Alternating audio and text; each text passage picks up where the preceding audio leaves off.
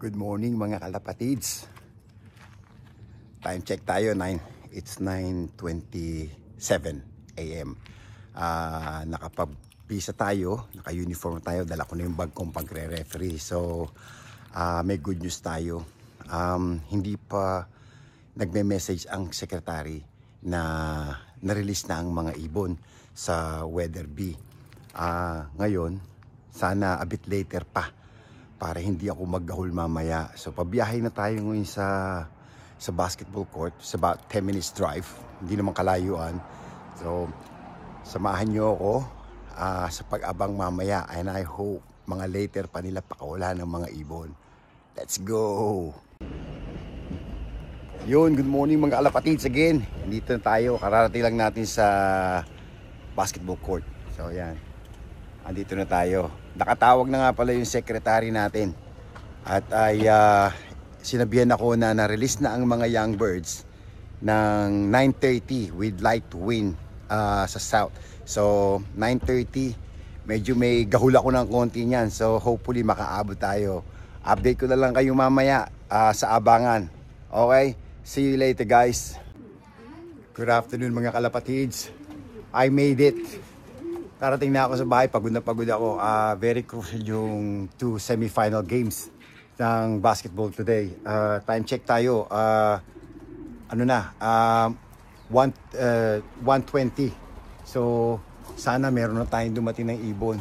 Nakaabot ako rito, so ikaklak na lang natin kung may darating. Kung may darating tayo. May what's the time, eh? 1:22. Yeah, so it's 1:22. Correction, it's 1:22. Dapat ang expect ko 4.5 hours ang lipad ng ibon. So we have at least another 40 minutes. So makapagpahinga pa ako. Pero hindi na tayo mag-BBS kasi excited din ako sa pagdating para ma-set up ko yung camera natin para makita natin yung pagdating ng mga ibon. O sige, sana fingers crossed mayroon tayong maklak ng amalgamation. Alright, let's go! Mga kalapatis, pasensya na hindi nyo nakita dumating yung ibon.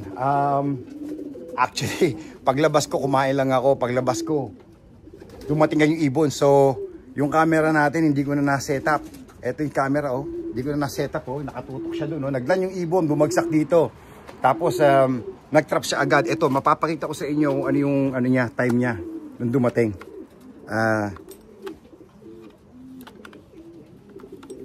Ayan. 13:38. So, lumilipad ang ibon ng 4 hours and 8 minutes. I'm happy with that bird. Kasi siya po yung bird na nasa federation result ko twice na.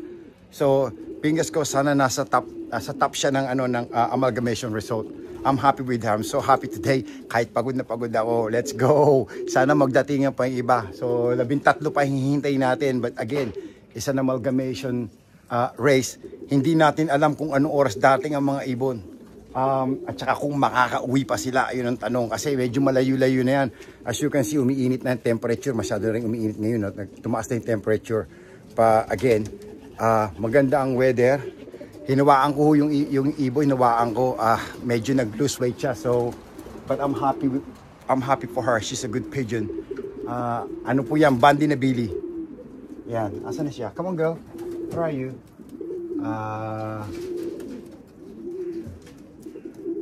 Ayun, nagpapaligaw na. Nagpapaligaw na. Yan. Mamaya papakita ko sa inyo. Abang na lang ulit tayo. Hello again mga kalapatids. Ito siya, oh. Ayun yung hen natin, oh. Hiniwalay ko lang kasi ginugulo ng mga kaks, eh. So binibigyan natin siya ng power seeds para lang makarecover ng konti. Hello young lady. Well done. Good girl. Good girl, buddy. Good girl. Meron tayong dumarating, may nakita ko ng time, eh. Sana may isa tayo. Kaklak ko to pag dumating. Yeah, come on. Ayan o. Come on. Nakul, tumukod. Come on, buddy. Come. Good girl. Come on now. Bandi na Billy rin to. Come on. Girl. Come on. Grabe ang dive ditong ibon na to. Come on. Tumabit sa akin to. Come on. Come. Good girl. Come on now. Come on. Good. Come. Mabait sa akin to. Mabait to. Madali ako. Talak ko lang.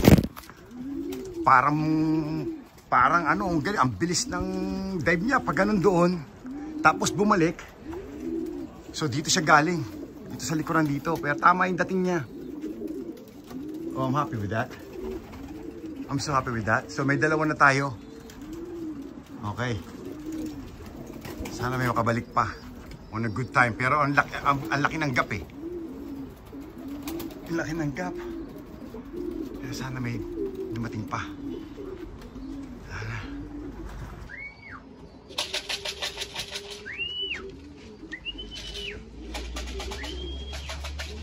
Come on. Come on. Come on. Come on. Come.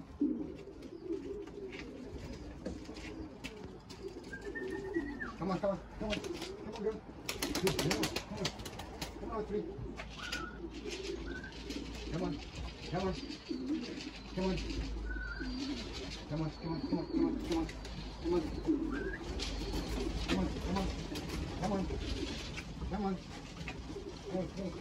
on now. All right.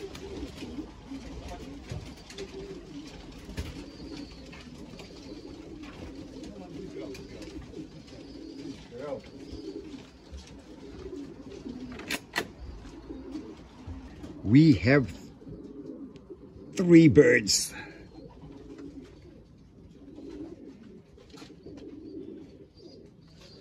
Thank you, Lord.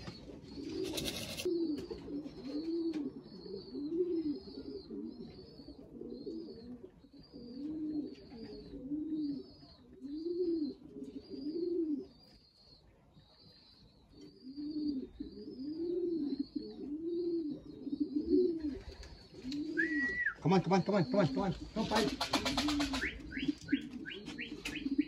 on, girl. It's okay, just now.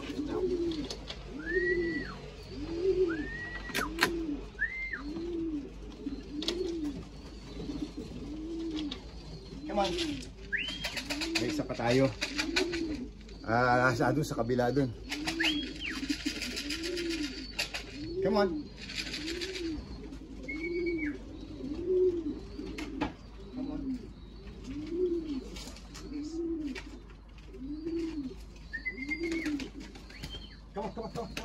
Come on, 18. Si 18 to. Ayaw bumaba. Come on. 18. Let's go.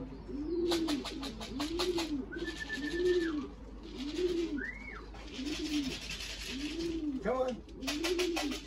Ako, tumambay si 18. Come on, buddy.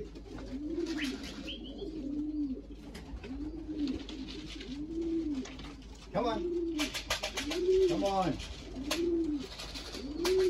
Good girl. Come on. Good girl. Come on, 18. Oh. Come. Ayan o. Oh. Come on. Up. Come on. Come on, 18. Good girl. Come on now. Come on.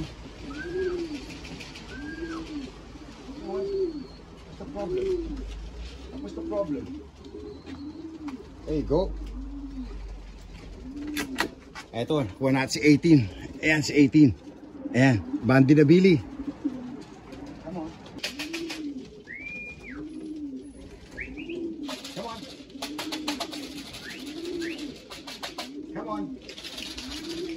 Oh, sino to? Si Grisel. Come on, Grisel. Good girl. Come on. Come. Good girl. Come on, buddy. No. Come here.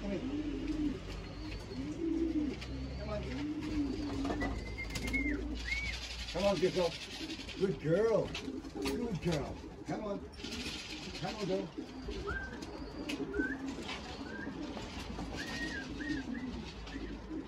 on, good girl.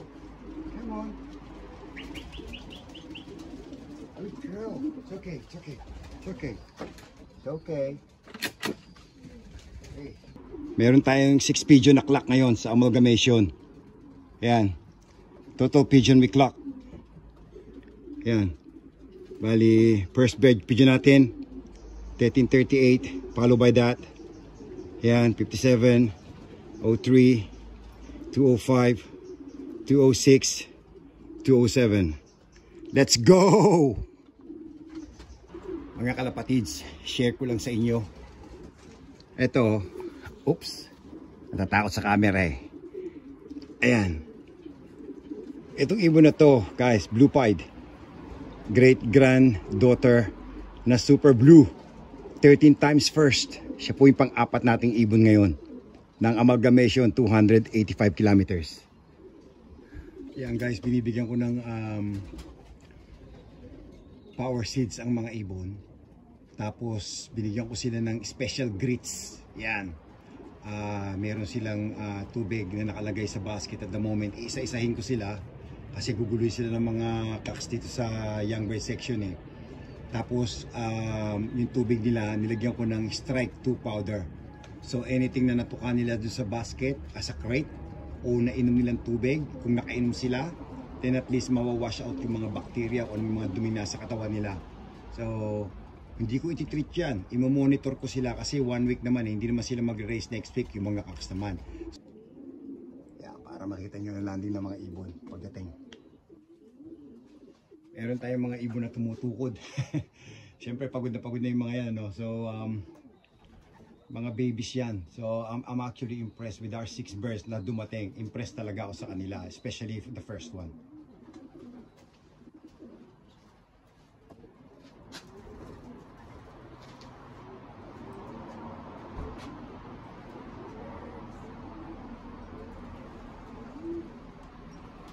So mga kalapatids, hindi na ako magka-clock. So i-end ko na yung video rito. I-update ko na lang kayo sa mga resulta sa mamayang gabi. So ang ano namin, striking namin at 7 PM. So wish me luck.